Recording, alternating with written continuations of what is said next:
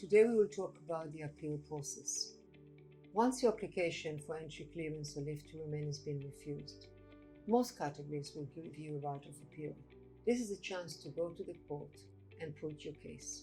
Then the judge, the immigration judge, will make a decision having heard both sides. If your visa application has been refused, you will be given a right of appeal, and you must lodge this appeal within 14 days of the date of your refusal. This is the date you received the refusal, not the date on the letter. Most appeals are lodged online through a specific Home Office portal, and your refusal letter should tell you how to do so. The portal will allow you to lodge an appeal using your refusal letter and the Home Office reference number. You also have to pick the grounds on the appeal specified. However, you do not need to submit detailed grounds of appeal. All you have to do is to submit the appeal following the formalities within 14 days. You can pay two types of fees, 140 or 80. I usually recommend that you pay the 140 because yourself, your witnesses, or your sponsors can attend court in the UK and provide evidence to be heard in court. If you pay £80, that will be an appeal on papers alone. Once you submitted the appeal, you can relax and wait for the directions. The directions is when the tribunal tells you what to do next and who needs to do what. The directions are both to yourself and to the Home Office. What are the directions? The first direction would be the Home Office has 14 days to provide a bundle of the evidence that they wish to rely on. So we're not going to play poker. We will be able to see what is the Home Office going to have against me or what evidence they have that I submitted. You must make sure that the Home Office bundle has all the information that you gave them and identify areas that you might not have covered and wish to include it in your own bundle. Then you will receive a direction saying you should provide your bundle. This is your chance.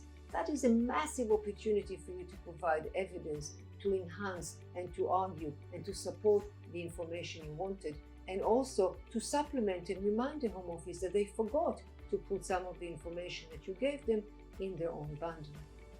We spend substantial amount of time preparing the appeal bundle, unless we've represented you before, to make sure that we maximize the chances of success, address the rules, and limit the areas that conflict or arguments will have to be conducted once we are in court. Within 14 days of providing your bundle, the Home Office must look at your case again. They have to review your case. They will look at theirs, they will look at yours, and they have to look and see what are the chances of success. Are we still going to hold our refusal? If the refusal still stands, and sadly most of the times it does, the case will go to court. You can wait to go to court for 6 months up to a year. Make sure that you collect evidence to provide the most up-to-date information. It is an opportunity for you, if you haven't instructed a solicitor already, to instruct a solicitor, to identify a barrister, to have a conference, to think what is the case about, what is the evidence, the strengths and weaknesses. You probably will be able to get, shortly afterwards, a direction that asks for hearing requirements. This is a fancy word for something simple. It basically asks you who is going to come, do they have any special needs, do they need an interpreter, how many witnesses will come, etc. After this, the matter will be listed for the full hearing. You will receive a notice of hearing from the tribunal stating the place and time. You can submit evidence up to 5 days before the date of the court, but that is the cutoff point. The big day has arrived. You are at the court, at the hearing.